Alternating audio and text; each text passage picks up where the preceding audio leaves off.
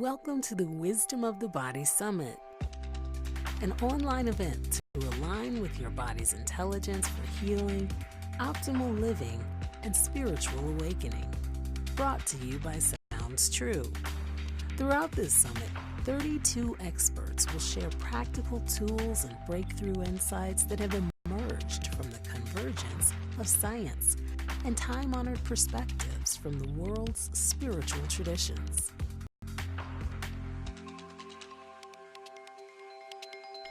As we learn to recognize and honor the incredible wealth of knowledge that lies within our bodies, we can begin to listen and attend to ourselves more fully, opening a doorway to greater health and well-being. Welcome everyone to our Wisdom of the Body online series. Today it is my great delight to be able to welcome Seane Corn to the Wisdom of the Body. Seane is an internationally recognized and loved yoga teacher. She's the founder of Off the Mat, which is a nonprofit that is focusing on training leaders to bring yoga to communities in need.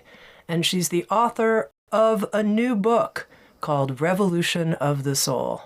Seane, welcome. Thank you so much, Tammy. I'm really happy to be a part of this particular presentation and really for the first time to offer some insight around my book, Revolution of the Soul. This is an honor to be a part of all this. All right. So I'm going to, can I just go ahead? I can just jump right in? Okay, go for it. Great. All right. So first of all, welcome everybody. You're at my home. This is where I do my work. This is the place where I come for self-care, for introspection, for connection to source, so that I can show up in my family and be a part of creating social change from the inside out that is sustainable. And that's a little bit about what I want to talk to you all about in this particular presentation. Revolution of the Soul is a book I've worked on for the last 3.5 years. That'll come out in September. And one of the things that I really thought about in the writing of this book is that our evolution is the revolution. The work that we do on ourselves, emotionally, physically, spiritually, will impact the way in which we engage with the planet, with each other, with the world around us. If we are shut down, if we are disconnected, it will impact the way in which we experience the world and the way in which the world experiences us. So there needs to be change. We know this. The world is in a very complicated place at this time. And we can't change what it is that we resist. And we can't change what's happening in the world until we recognize the ways in which we ourselves are disconnected and the choices that we have to make to become more aligned.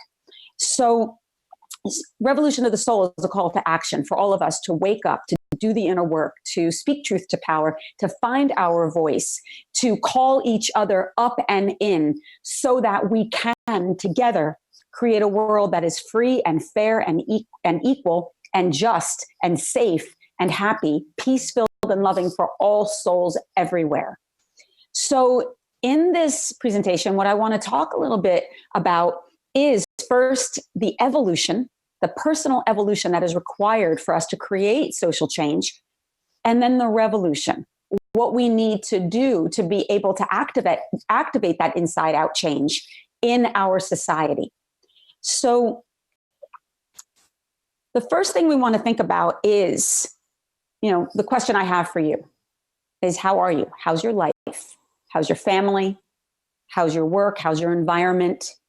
And before we begin, I'm going to ask you just to take a deep breath in, exhale it out. Now, if it's appropriate, go ahead and close your eyes. Relax your shoulders. Keep the spine long. I'm going to ask you those questions again. Like, how are you? Think about that in terms of when was the last time someone actually asked you that question? How often do you find yourself responsible for someone else's happiness or welfare or wellness or even survival? When was the last time you actually did that kind of investigation where you just did this check-in? How are you? How is your health? Do you wake up feeling inspired and excited by life? Do you feel resistant, disconnected? Have you been using food or sex or drugs or alcohol or any other kind of substance as a way to avoid any of your bigger feelings without any judgment? Just where are you at? Take another deep breath in. Exhale it out. And then open your eyes. Self-care is going to be critically important for all of us to be able to engage in a way that is integrated and sustainable. It is very easy for us to get in a pattern where our focus is on taking care of the people in our life and avoid actually nurturing and nourishing ourselves. We become very low on our list, and yet it impacts everyone and everything around us. In my book, I frame it around the practice of yoga because yoga teaches us about interdependency and connection. It's the root of the practice is understanding that there's no separation between anything, that we are all connected energetically, spiritually.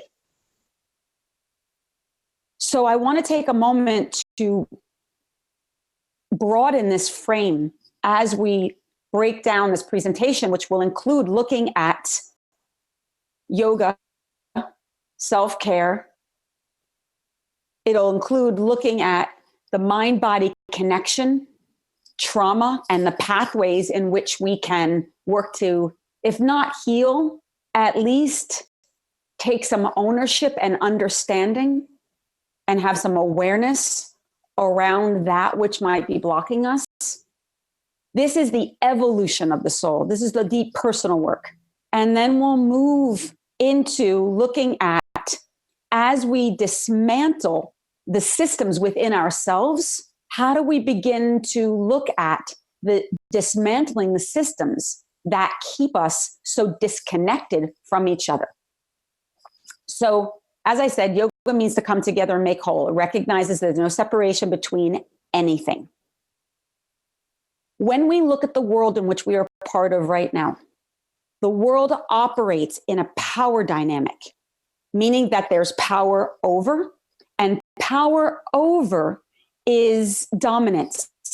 It's supremacy. When there's power over, there naturally has to be power under. Power under would be oppression. Power over, power under, dominance, oppressor, and oppression creates separation, creates this otherizing, which is the opposite of yoga. If yoga means connection, then this power over, power under is division.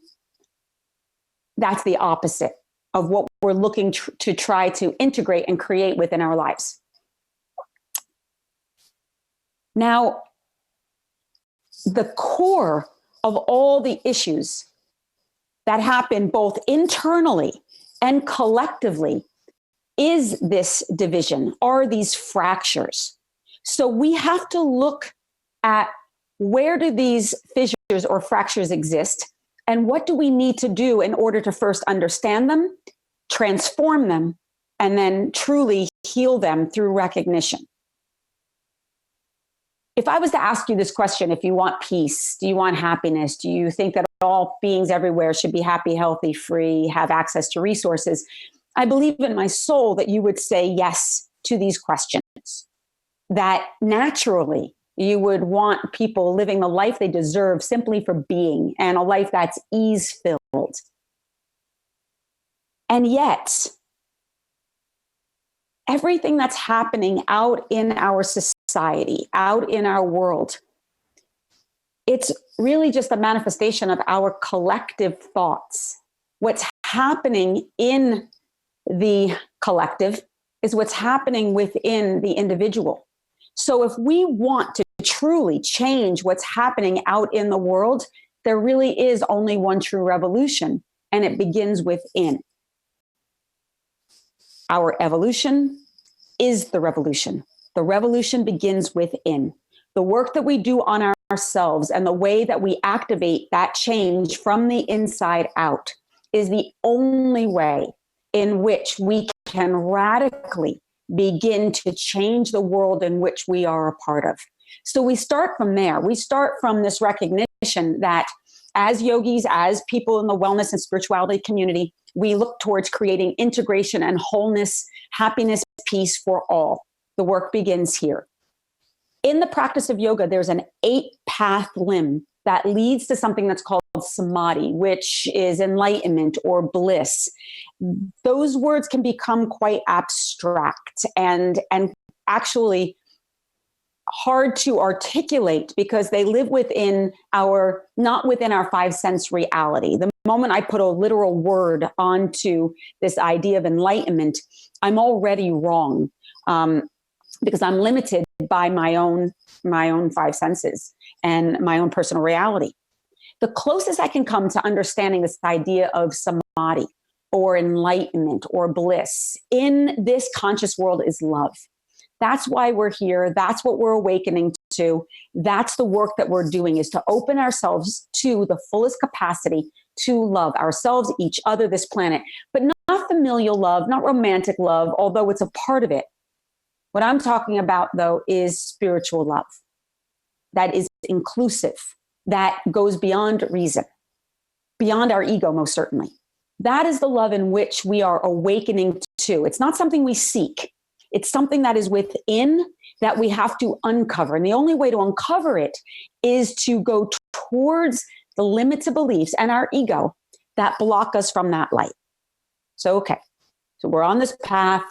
We're doing our work. We're moving towards awakening to this samadhi, to awaken up to the highest aspect of who we are. But to understand the light and to embrace that essence, and this is the hard part, and this is the part that I find that most people on the spiritual path want to avoid, they want to bypass.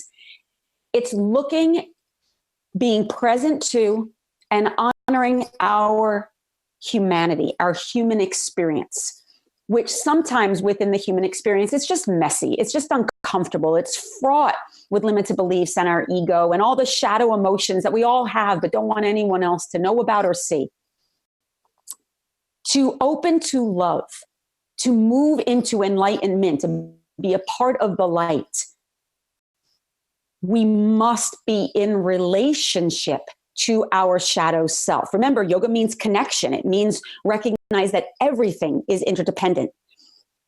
So if I'm denying my shadow, if I'm denying my humanity, then I'm already creating that fracture, that division within myself, within my psyche. My first work in order to create this revolution is to come into wholeness within myself, both the light and the shadow, to honor my humanity as it is, to learn from it, to grow from it. Because in honoring and growing from my humanity, from my ego, it will teach me what is core to service, what is core to activism, what is core to changing this world, which is empathy. And I'll get to that later. So here we're understanding that through the pathway, we're opening to samadhi.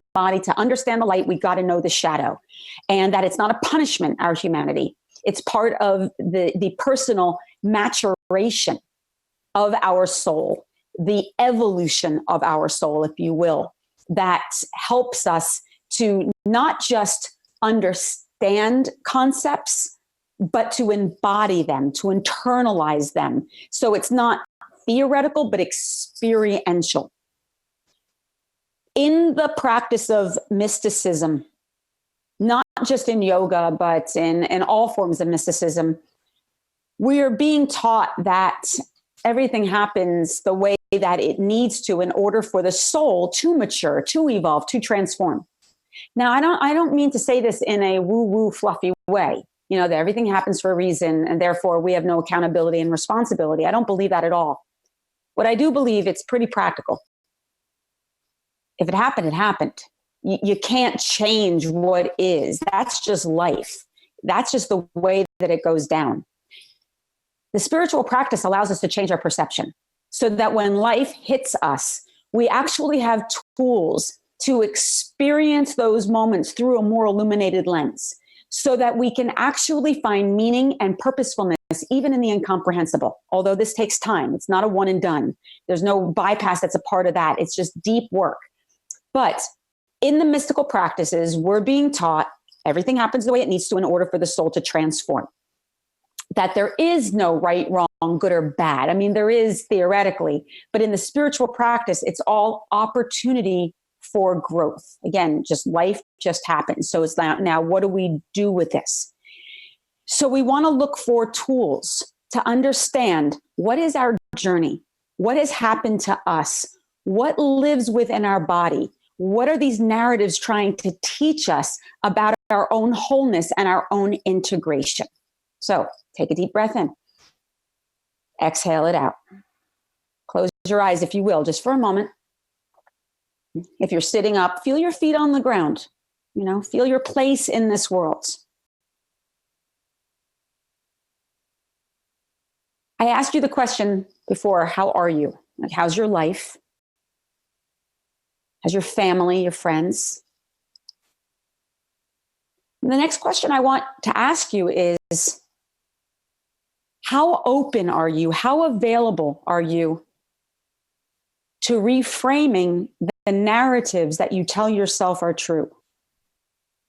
The stories that you've been invested in, that perhaps you identify with. What would it be like for you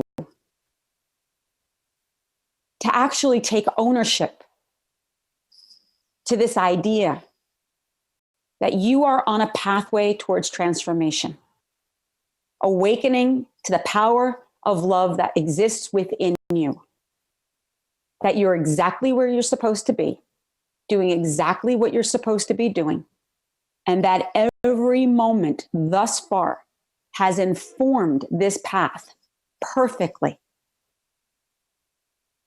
Do you feel resistance in your body as I mentioned this?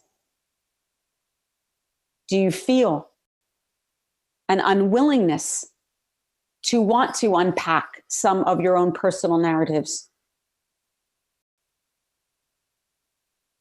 Take another deep breath in. Exhale it out. Good. Okay, now open your eyes. All right. So now let's go a little bit more personally. Remember I said no separation between the mind and body. Body remembers everything. There's no separation between anything. Everything is connected. How we're connected is through energy. Energy is defined actually by Cindy Dale, who wrote an excellent book called The Subtle Body. And she says, energy is vibration with information. Vibration with information. So you're seeing my body right now, that's an energy, and it moves at a slow enough rate in which you can see it. So it's tangible. Your cup of tea, your computer, your wherever you are, all of that is information that has a resonance that makes up computer or tea. Now there are certain energies that you cannot see, but you can feel because they're subtle energies. For example, love, happiness, joy. You could see the outward manifestation of it, of course, but as a vibration, as an essence, you can't see it. But God knows you can feel it. Rage, shame, guilt, grief, fear, jealousy. These are the shadow emotions I mentioned earlier, the shadow that we all have that we don't want anyone to know about. These are vibrations that exist within us that inform who we are and our health and wellness. When you practice yoga, you breathe, you move, you stretch, you expand the energy. Sometimes when you practice, feelings come up. And often we can get taken by surprise by these feelings. I want to explain for a moment why those feelings might come up, not just in yoga, but in many forms of practice that's embodied, where we're moving energy.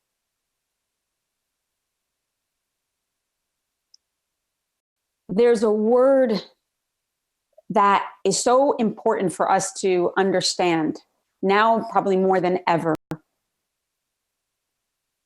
because of what's going on in our world, and it's trauma.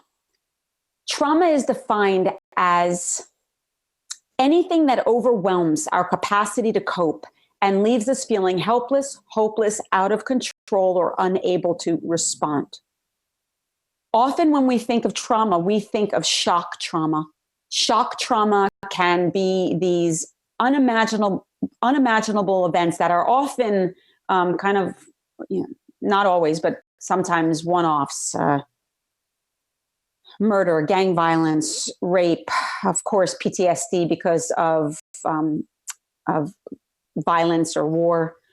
When we think of trauma, we think, well, that's not us. We haven't experienced that, unless, of course, you have. But there's something that's called developmental trauma, which is often the hardest to treat. And these are the traumas that we all often experience to one degree or another as we're developing, as we're growing up, before we often have words to put to our big feelings.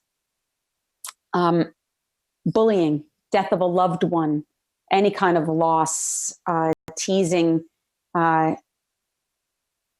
What might be traumatic for me might not be traumatic for you at all, and vice versa.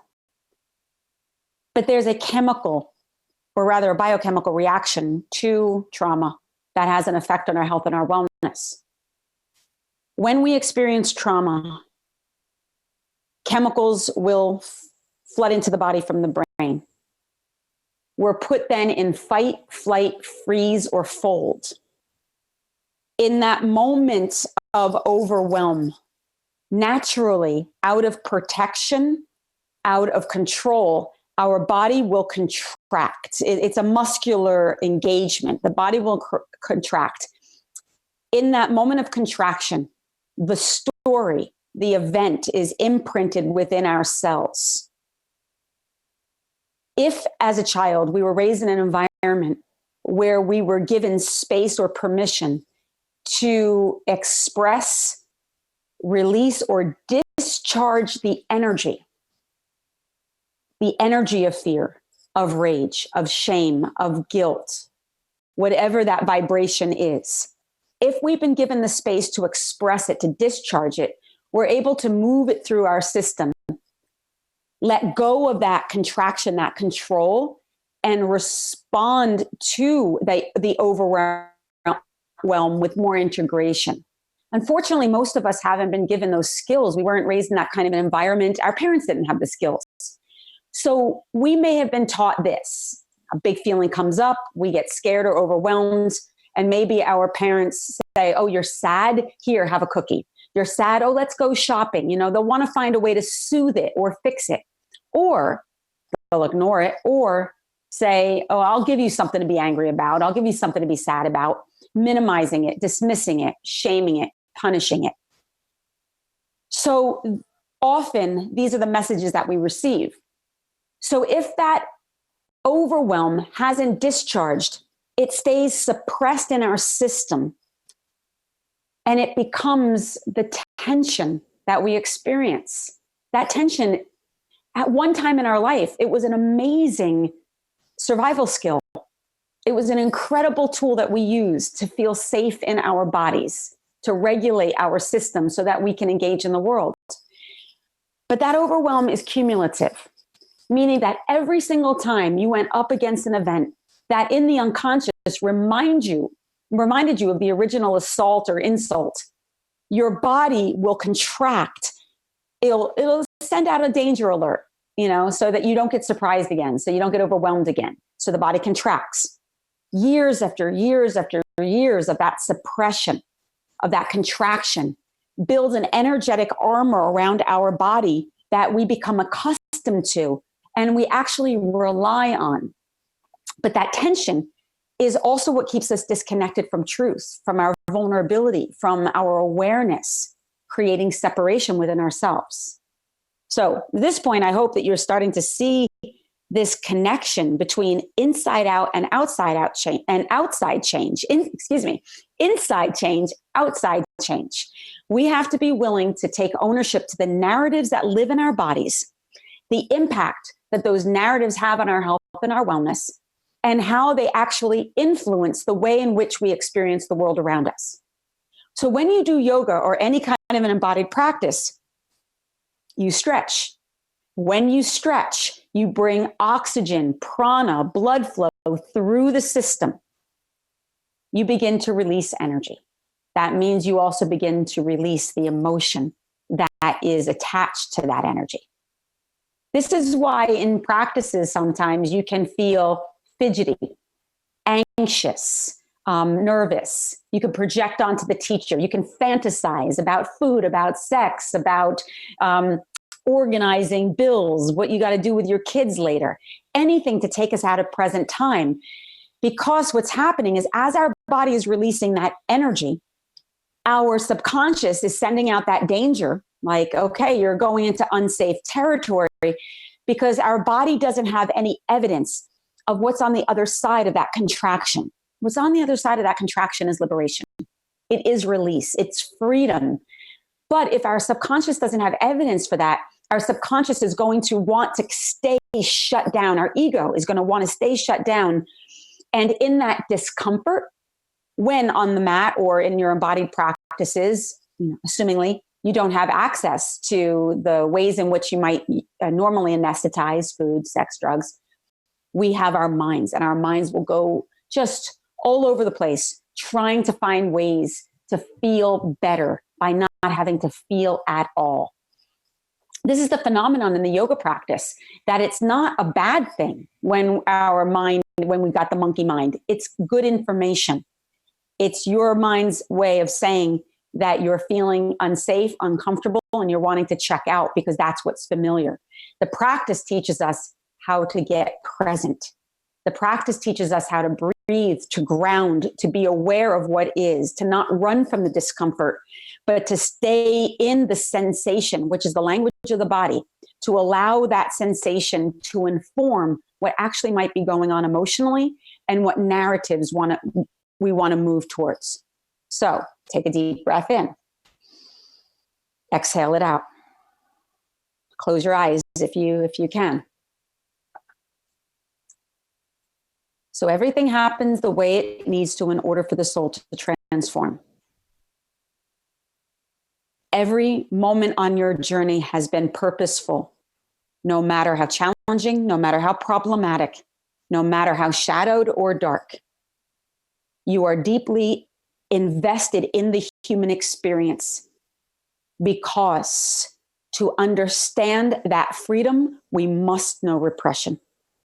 To understand that liberation, we must know denial. To understand compassion, we also have to walk the path of judgment. Our work is to begin to identify where the suppression, where the judgment lives within us, so that we can move into relationship to it. So ask yourself, what is the story that lives within your body? What is the narrative that you're holding on to? Do you get a sense that there is a connection between your thoughts and reality and your health and your wellness? Has it served you to stay stuck or shut down, dissociative or in denial? Would it feel safe to move towards practices that were inviting integration, self-acceptance, forgiveness, and change?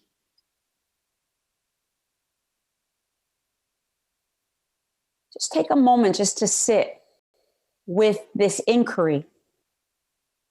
And the reason I'm asking you these questions is because you can't change that which you won't see. And part of the deeper work to create change in the world is accountability, is ownership, is being fearless in our pursuit, in going towards the shadow, in understanding what the shadow has to teach us, using the tools to discharge the energy from the body so that you can create spaciousness for new ideas and information. Information that can lead not only to self-acceptance, self-forgiveness, but the necessary empathy that can change this world. So take another deep breath in. Exhale it out. Keep your eyes closed. And let's just take 1 minute just to be with this inquiry. Observe what comes up. Try not to indulge the thought. My hope is that later you'll journal write and you'll unpack some of this. But right now, notice the way the mind wants to pull. How hard it is to stay present, even if it's just for one breath.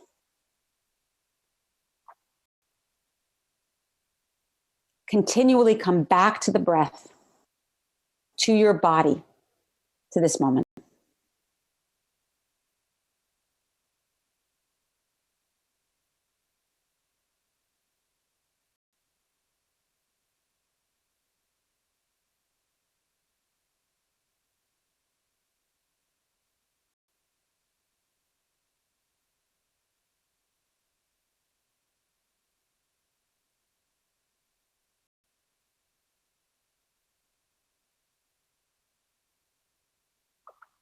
Take another deep breath in. Exhale it out.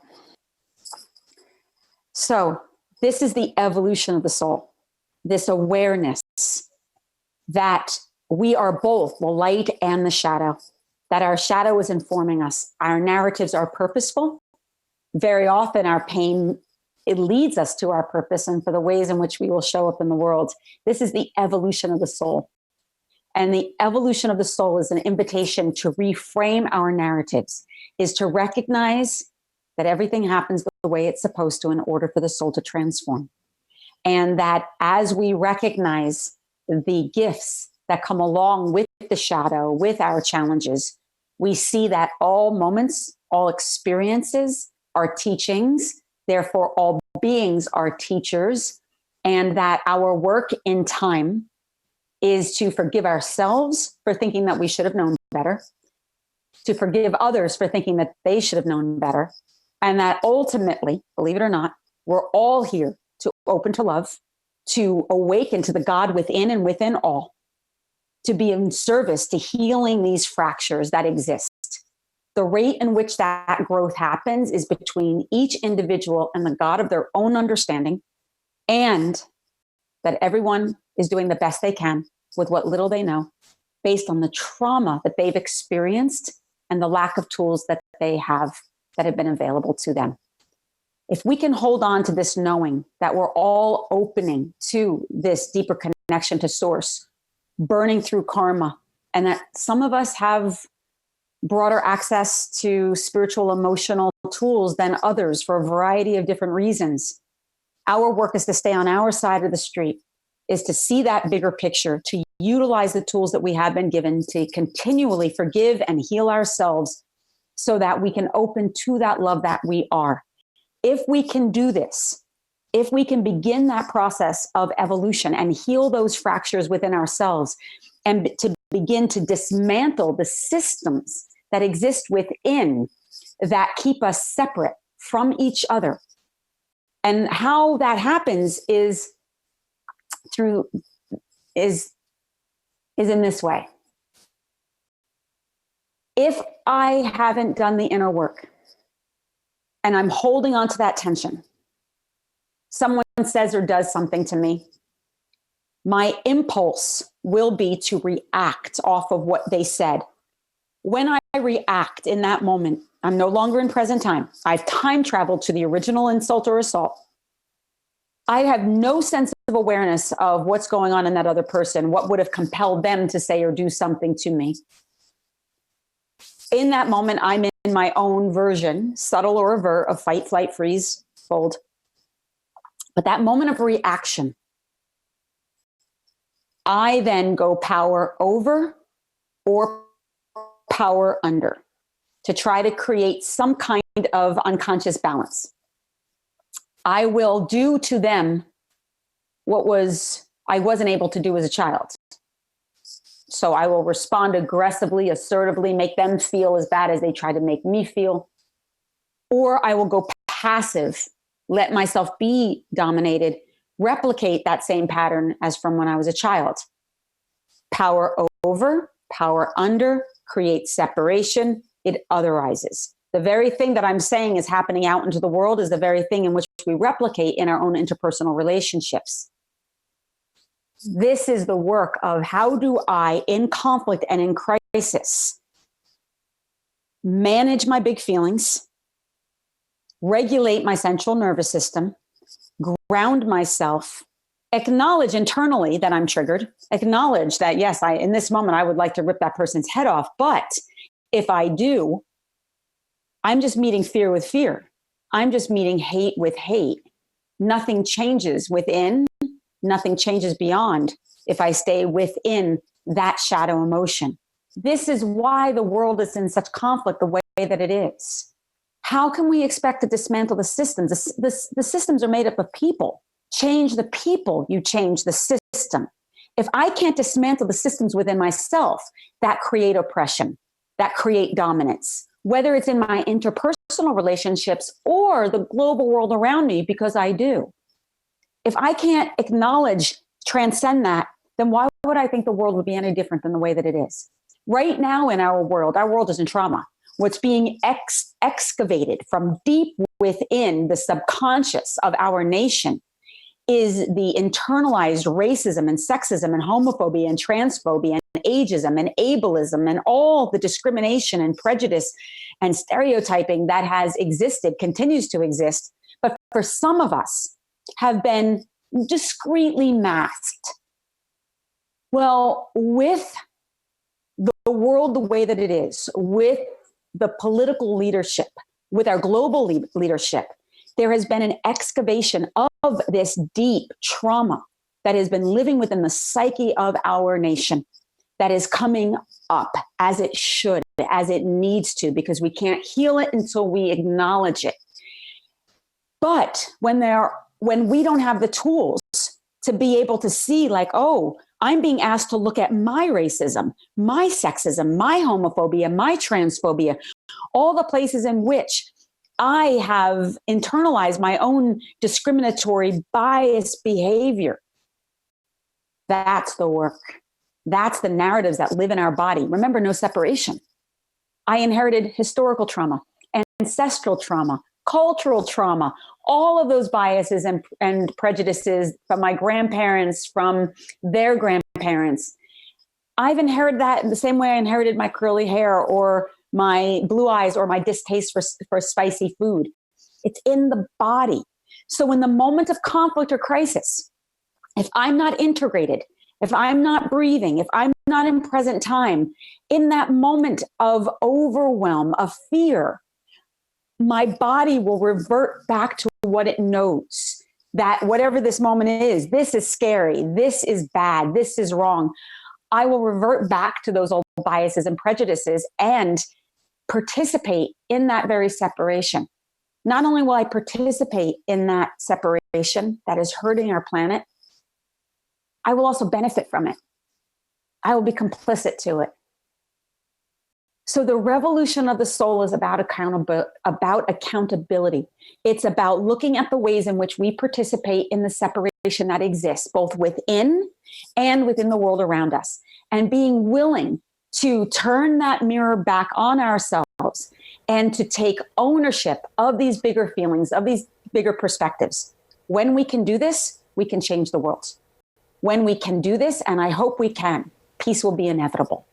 And so that's the revolution of the soul. I want to invite you one last time. Close your eyes. Take a deep breath in.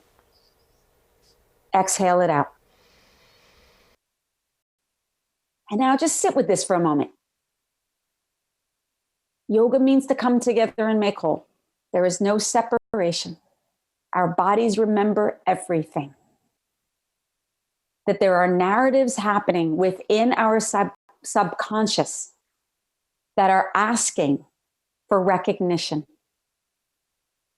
And when we can commit to doing the deeper inner work, to take ownership for our own humanity, to learn the skills to be able to manage our big feelings in conflict and in crisis, we can then participate in creating a world that is fair and equal and just and safe and happy for all souls everywhere. The question is for you is, do you want it? Are you willing to sacrifice your own self-image, your own ego, in order to be a whole person with faults and graces? And to hold space for others to be in their humanity as it is, calling each other up and in, so that we can be in service in a way that is meaningful, mindful, purposeful for all. So now place your palms into Namaste. So we call in the God of our own understanding. Be it your higher power, the creative consciousness, Mother Earth, the Holy Mother herself, and we ask for the strength to do the inner work necessary, to take accountability for our own healing, our wellness, our self-care, to peel back the veils and the layers of illusion so that we can wake up. Remember who we are to each other, so that we can heal those limited beliefs that have blocked us from our own capacity for grace, so that we can cultivate the empathy necessary to create a world that is peace-filled for all, so that all can have access to resource, so that all may be free, so that all may love and be loved in the way in which we deserve simply for being. We give thanks for our life, for our journey, for all the teachers who have shown up. We ask, may we never take a second for granted. And instead, as we heal, as we grow, as we transform, may we be used to be of service in some capacity. In the name of love, in the name of grace, and in the name of peace. Take another deep breath in. Exhale it out. Open your eyes. Blessed be. Amen. Shalom. Salam. Aho. Peace. Om forevermore. And now I'm going to cut back to my dear friend Tammy and see what else comes up. Seane, thank you so much. Thank you so much for making it very explicit how the inner embodiment work that we do relates to the outer world. It's so helpful the way you've made this very direct connection and revolution of the soul. Now, with each of these little inquiry practices we did together, you had us take a deep breath. And in Revolution of the Soul, you write, yoga will change your body, but the breath will change your life. And I'd love to know why you place such an importance on the breath, and specifically, how has the breath changed your life? Yeah, sure. It's everything. It's absolutely everything. When we get overwhelmed, when our nervous system gets deregulated, one of the first things that we do is hold the breath. We deoxygenate our system, and that makes our nervous system spike even more. And that spike, again, takes us out of present mind. It closes off the rational part of our brain, and it stimulates the primal or reptilian part of our brain, and therefore we are reactive. When we breathe and take in that nutrient-rich oxygen into our body, it has an impact on the whole of our systems, helping our nervous system go from this, which is a spiked or an activated nervous system, to a regulated nervous system. When our nervous system is regulated, I can hear differently. I can respond rather than react. It lets me be in present time, able to discern what the big feelings are coming up. I might be able to recognize, my chest is warm, my face is hot, I think I'm angry, rather than just going towards the anger. The breath gives you spaciousness. It gives you time. It links not only all of the systems of the body together, but it also links the physical body with our spiritual body, with our energetic body. That's the prana, the universal life force. So it's grounding, nurturing, nourishing, regulating, and it allows us to integrate the full experience in a more meaningful way. Do you have a specific breath regulating technique that's your go-to move when something happens and it triggers you and woo? Yeah, it's a ujjayi for me. It has to be ujjayi. I mean, I'm an intense, believe it or not, if you could, it's all relative.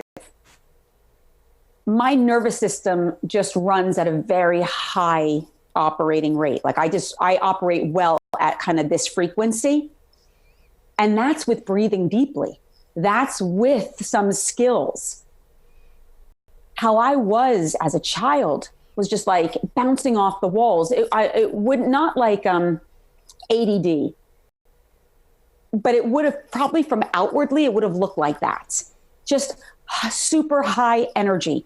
I was addicted to that accelerated nervous system because that's just what my body knew. Breathing deeply for me was very uncomfortable when I was younger because it would bring up so many big feelings. And that a regulated nervous system made me anxious, more anxious than a hyperactive nervous system. So for me, Ujjayi pranayama is essential, but also feeling my feet on the floor, connecting me with the earth is, so it's not just deep breathing. It's connection. Hands onto, like right now, my hands on my bed or on my body. So people are going to have different tools, different skills in order to bring them self-regulation. That's going to look like regulation for them. I might still look high energy to someone, but this is actually my nervous system in regulation. And someone else, their nervous system in regulation is much more mellow, much more, grounded. So it's all relative. It lives on a spectrum. You have to find it within yourself.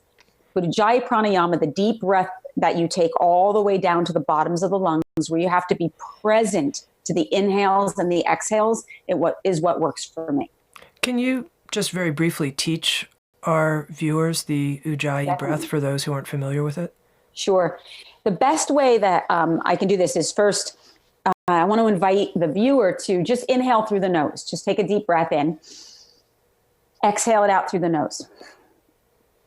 What you're going to notice from that breath when you breathe in and out through the nose is it stays high in your chest. It's hard to really pull the breath down to the bottoms of the lungs.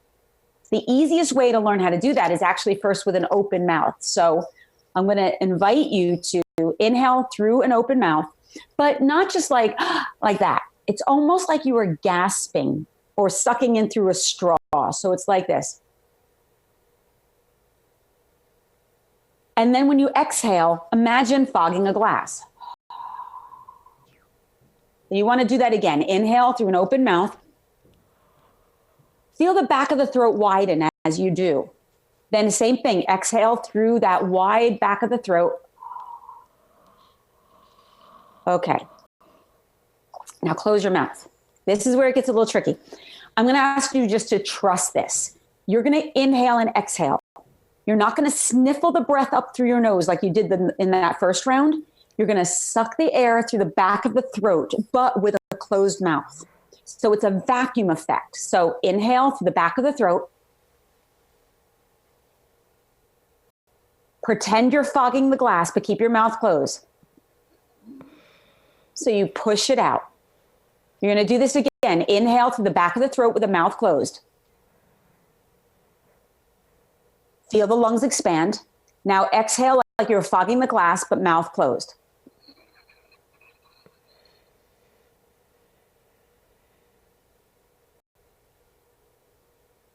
That's Ujjayi Pranayama. Thank you. Super helpful. Thank you. You're welcome. Now, one of the things you talked about, Seane, was the importance of examining, inquiring into our inner narratives. And you offered the spiritual teaching that everything that happens in our life is happening for a reason, and that we can look inside and see what narratives might come up about that, whatever we might be experiencing.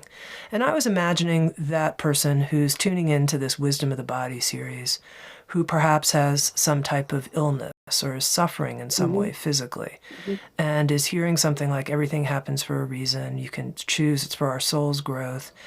And they're having responses inside, you know, whatever that may be in terms of like, F you, Seane, or you haven't gone through what I've gone through. And, you know, I'm suffering in a way that's terrible. And, you know, I can make up good reasons for this and I can write them down, but I don't actually believe them. I actually don't believe them. And what I wanted to hear more about is, how do people work with the voices inside that protest everything's happening for a reason, that protest changing their narratives because they think it's just kind of baloney, like they're writing a script on top of something terrible they're experiencing? There's a saying that you can't get to the bless you until you go through the fuck you. And I would encourage everybody not to bypass that fuck you as if it's not spiritual. Be angry, be enraged, be scared, be all of it, be 100% present to the emotions that are coming up without thinking that it should be something else. Otherwise, you're avoiding energy. That energy is then staying in the body and it'll find another outlet. You'll take it out on someone somewhere. Don't even worry about what comes forward. Be 100% fully in the inquiry of the present moment, which might include that big fuck you. And when I say everything happens for a reason, I don't believe in predestination. I just believe if it happened, it happened. It's just like, this is what you got handed. And you can either stay with the narrative and just suffer and feel the victim. And again, for a while, you might need to feel the victim. Do it. But if it's 5 years, 10 years, and you're still living in that energy, then I would really encourage that person to ask, like, is there more spaciousness within them to be free of the restriction of that anger and blame, and just to be willing to see, what did this moment teach you? What grace came from it? Even in the incomprehensible, because there is always grace, even in the trauma, even in the heartbreak, the loss. So I believe that if it happened, it happened. You can't change what is. I can't change the loss of my father. I can't change my childhood trauma. Yet at the same time, I recognize the loss of my father, that my childhood trauma taught me resiliency, acceptance, patience. It taught me how to feel my feelings. It gave me space for rage. It helped me to be very sensitive to other people who experience trauma and loss without needing to fix it or change it, to be able to be present to it, to be like, yeah, that sucks. And to know that they're on their own journey and to give space for it. I'm grateful for those moments, but I wasn't grateful when it was happening. And that gratitude has created ease in my body so that I'm not holding on to the constriction. But I had to hold on to the constriction at a time because it was necessary part of my healing. So for anyone who's listening to this, if you're in your narrative right now, if you are dealing with a terminal illness, be present to your experience. Don't think it needs to look any other way than it does at this time. And as you begin to heal and open, if you begin to heal and open, stay available, that there might be a spiritual, emotional purposefulness to this, that whether you're on this planet for another 50 years, 5 years, or 5 months, that can open your heart to love and acceptance and forgiveness for yourself and for others. And if that happens, it can open you to feeling more free. And that becomes the gift of the incomprehensible, that level of compassion and empathy. That's how I would respond to that. But I do not expect or think anyone should bypass their rage. When there's a difficult narrative inside, and that's just the truth, that's what's going on, whether it's one of rage or whatever it might be, what creates that openness that you're describing that is not any kind of bypass move, but generates the space for fluidity or movement or something different to occur? It's going to be subjective to each person. There are tools and pathways. All the tools, though, and all the pathways lead to one thing, though, and it is forgiveness for self and for others. But that takes time. Again, like I would never suggest to someone like, oh, they were your teacher in your life and they were here for a very specific reason to open you to love. Even though that's true on an energetic level, spiritual level, on a human level, no, they were an asshole. And there needs to be space for that.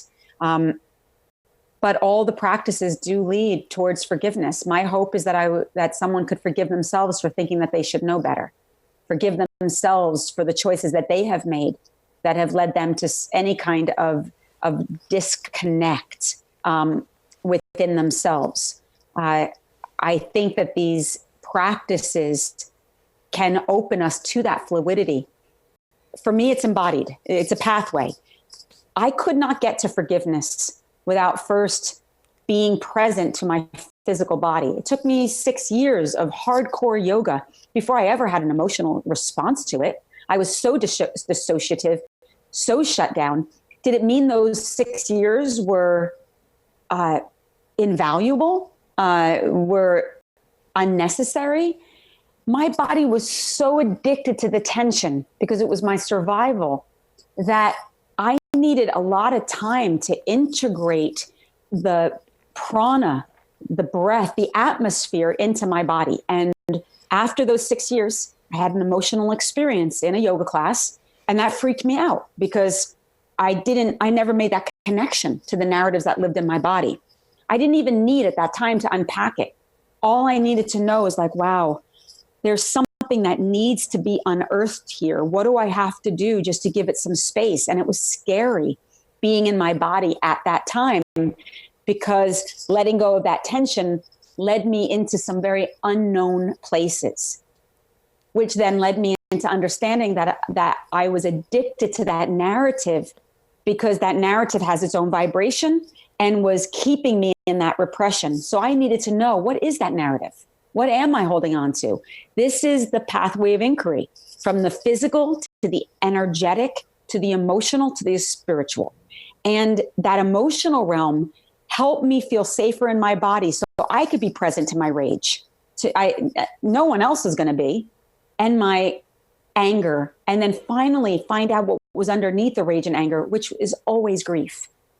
That was the scariest of all, is being able to surrender, to be vulnerable to that grief when I had no practice or evidence to let me know that that was safe. That grief is what was allowed me to get out of my head and get into my heart and be able to have enough room to philosophize and to see a bigger reason why things happen and to let go of the judgment and to see that there was grace even in the pain and in the suffering. So for anyone listening, if you're in that realm where you're just in the body, great. Be there, be in the discomfort, breathe into it, get stronger, more flexible, whatever it is, but also trust that it can open you to these other realms in time. And that's the fluidity that happens as the contraction moves into expansion. Physiologically, it also happens psychologically and emotionally. And so our fear moves into faith, our judgment into compassion. And I think that pathway is available for all beings if there are tools, practices, support, resources that can allow them the room to be able to drop into that capacity. And Seane, what about somebody who says, I know that my body is carrying some type of suppressed trauma of some kind. I know I have armor here or there. I've had this shoulder pain for X number of years, or my neck, blah, blah, blah. But, I've been doing yoga practices. I stay with the sensations. I don't really know what it's about, and it doesn't seem to be changing. Mm-hmm. Somatic therapy. Find a somatic therapist, a body-based therapist who can help you to go into the sensation and can allow you some space with guidance, visualization to get underneath the sensation. It's in the same way if someone wanted to get their leg behind the head, they would come to me and they would say, Seane, I want my leg behind my head. I would look at their bodies.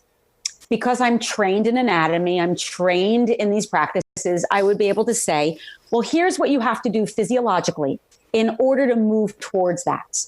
Here's what has to happen in your hips, in your knees, etc. Now, they would trust me because they would know that I have the skills to be able to keep their bodies safe and to lead them body part by body part into whatever their particular goal might be. It's the same thing with therapy. I want to work with a therapist because they're going to walk me and guide me based on their own skills, experience, and understanding, piece by piece, to lead me towards that awareness. It doesn't happen overnight. It is a process. But why wouldn't you hire someone who's skilled to hold that space and to manage the information in the same way you would hire a yoga teacher to help you go deeper into your body? So if someone wants to do this inner work, yoga asana with therapy, to me, is the best combination, because the yoga deals with the body and the mind, but the therapy is going to deal with perspective and helping us to shift it so that we can integrate it differently in the body.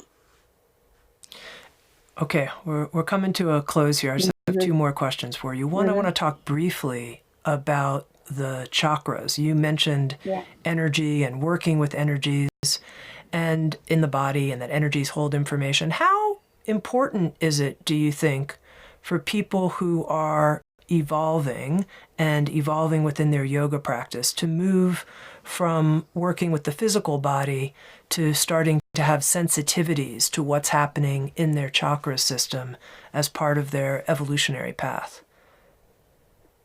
I think it's an amazing part of the creative process within yoga, because the chakras are vortices of electromagnetic energy that line the length of the spine. They're influenced by trauma and the experiences of our lives. They're responsible for distributing prana through the body. And if the chakra gets blocked because of trauma, it either moves too quickly or too slowly, impacting the way in which prana or chi moves into those areas. Now with chi, if we have blocks in our chi, according to the Eastern sciences, you take in acupuncture, you take that needle, you pierce into the meridian, it moves that chi.